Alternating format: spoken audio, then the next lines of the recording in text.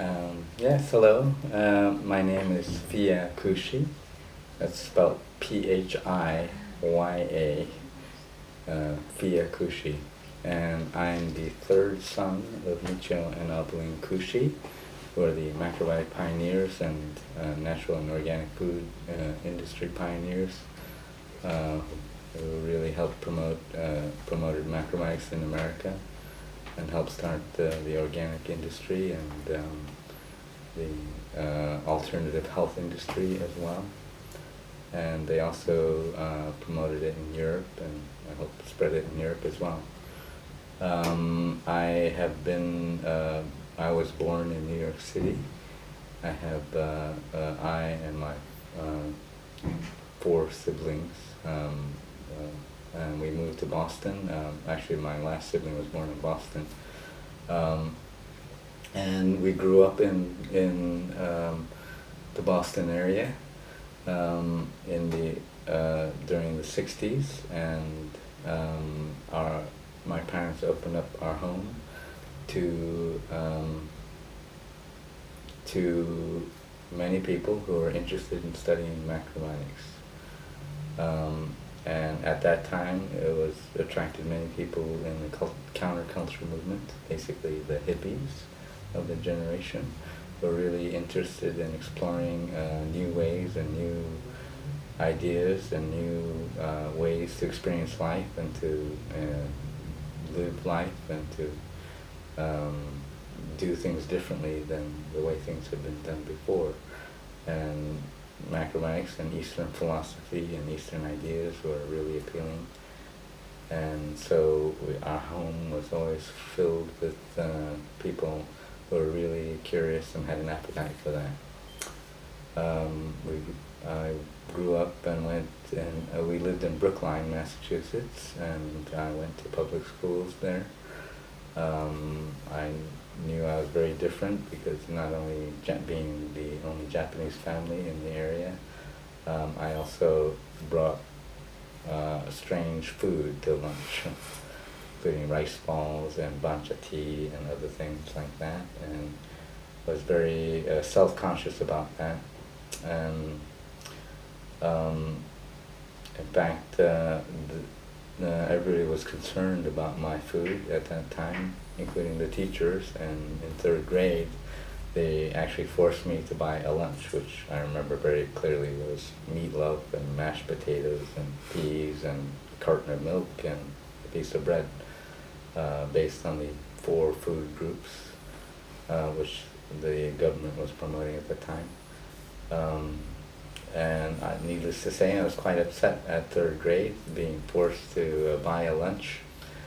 So they called my parents, and my parents told them that it was for religious reasons that we were eating this way. That was the only excuse they could think of at the time that could leave the school. The school would leave us alone. Brookline was a varied religious environment. There were Christian Science people, many Jewish people living there, so that excuse worked very well to stop people from interfering in our food and our life. So that was my upbringing. Meanwhile, we had the best food and the best amazing foods available at home. And always wonderful people coming through. And I grew up with all of that with my siblings, and we saw the whole organic industry develop, and we saw the whole alternative health industry develop. We began Erewhon Natural Foods and began several restaurants in the Boston area. And we had 12 different study houses, and my mother would be teaching cooking classes, teaching futon making, teaching kimono, teaching many things. She also brought over no theater and aikido and many other things from Japan, as well as introducing tofu and miso and seaweed and all these other foods that are more or less common now that people know about. And my father was lecturing, always lecturing every day, and eventually developed a school called the Kushi Institute. And prior to that, developed East-West centers, which many of them spread around the world. But then later the Kushi Institute to develop teachers and training leaders for macrobiotics. And that spread to Europe, and many people came from Europe, and then later opened centers. Meanwhile, the natural food industry is starting to grow. People who used to work in our Erewhon left and went on to create their own companies, and that became the popular natural foods movement. Other things that spread were tofu and futon making. Now futons are everywhere, thanks to my mother teaching just a handful of people. And also there was the magazine, the East-West Journal, which they started, and that helped to introduce and promote the whole alternative healing world. There are so many people that went through our house. At one point, my sister took a tally of just how many people who had passed through and that she could remember, and the list was already up to 10,000, and that was only for like several years.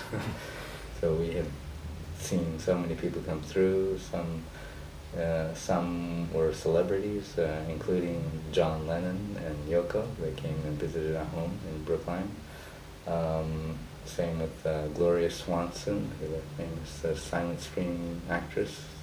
She was a good friend of ours, and very vocal against against chemical farming, and very serious about promoting organic agriculture.